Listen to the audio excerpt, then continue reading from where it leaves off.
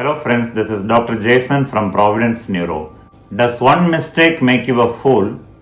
Does one drink make you an alcoholic? Does one fight mean that your relationship is doomed? Does one lie make you a fraud?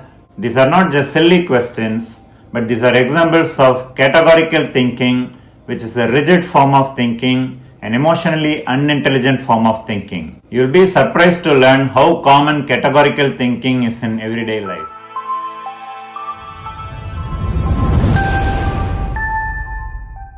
In the last video, we learned that our mind has a fast response system, which is our emotional mind. And we have a slow response system, which is the rational mind, which re-evaluates the action taken by the emotional mind. But what if there are some blind spots in our rational mind, so some faulty responses are not corrected at all?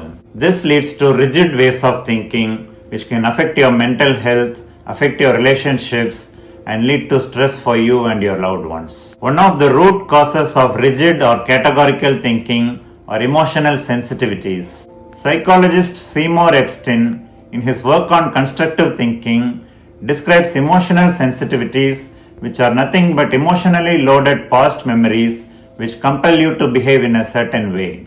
Basically, an emotional past event compels you to behave in a particular way to a present day problem. We'll look at some examples. One of my friends got into a heated argument with his son's class teacher. Later he confessed to me that when he was a child in school, he was made to stand outside the class for not paying the fees. So he felt humiliated as a child and he never wanted something similar to happen to his son. So whenever his son brings home a trivial complaint, he loses emotional control and feels compelled to confront the teachers angrily. Here my friend's emotional memory from the childhood is the sensitivity and the compulsion is the irrational belief that the teachers must have done something wrong.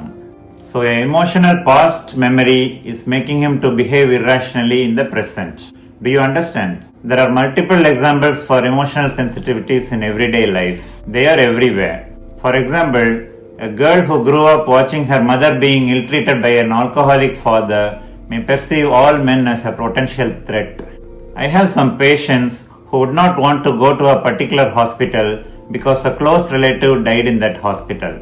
There will not be anything wrong about the hospital itself, but the emotional memory prevents them from going back to that place. From these examples, you can see that sensitivities and compulsions are intertwined with categorical thinking. They persist as personal beliefs. My experience with private schools are bad, so all private schools must be bad.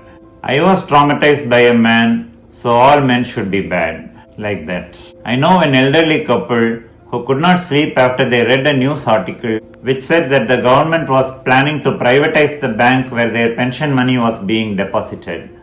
Based on their own past experience, their opinion was that nothing good can come out of the private sector.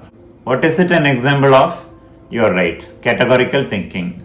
Some parents think that their son is a failure unless he passes the NEET exam. Again, categorical thinking. Same principles underlie certain prejudiced ideas regarding caste-based, gender-based or religion-based discrimination. The human mind likes certainty. It wants clear answers, black and white categories, good and bad guys. But you know what? Life is rarely like that. When our actions are triggered by old emotional wounds, something unresolved from the past hijacks our present. These compulsive patterns escape rational correction because they fall into blind spots in our attention. And what is the good news? Just becoming aware of these patterns is the first step to freedom. Over time, we can learn to loosen our grip on rigid categories in our mind and embrace the mixed up, nuanced reality of real life. That way we not only become wiser, but we also become kinder to ourselves and others. And from a neuroscience perspective, this kind of flexibility allows for better emotional regulation and long-term brain health. I'll give you 3 tips to identify faulty thinking patterns. Number 1, be mindful and watch your thoughts. If your inner dialogue goes like something is always bad or no one is ever good to you, then you stop and think, is it really true or is it categorical thinking? Number 2, be mindful of your emotions. Whenever your response feels too intense for the situation, Ask yourself, is it about the present problem or is it touching an old wound? That way you may expose an emotional sensitivity and it's a small step towards healing. Number 3, be mindful of your behavior. Are there patterns in your behavior that feel automatic, like confronting authority figures, avoiding certain places, or distrusting people based on a single event or fact? These could be compulsive reactions driven by past memories. Have you heard of the fable about the scorpion and the frog who became friends? The scorpion would hitch a ride on the back of the frog to cross the river after promising to be nice. But he stings the frog halfway and the frog dies. The scorpion is supposed to be a metaphor for evil people who can never change. But now, after learning about categorical thinking, what do you think? Does the scorpion deserve a second chance? Let me know in the comments. And don't forget to like, subscribe and share this video with your friends.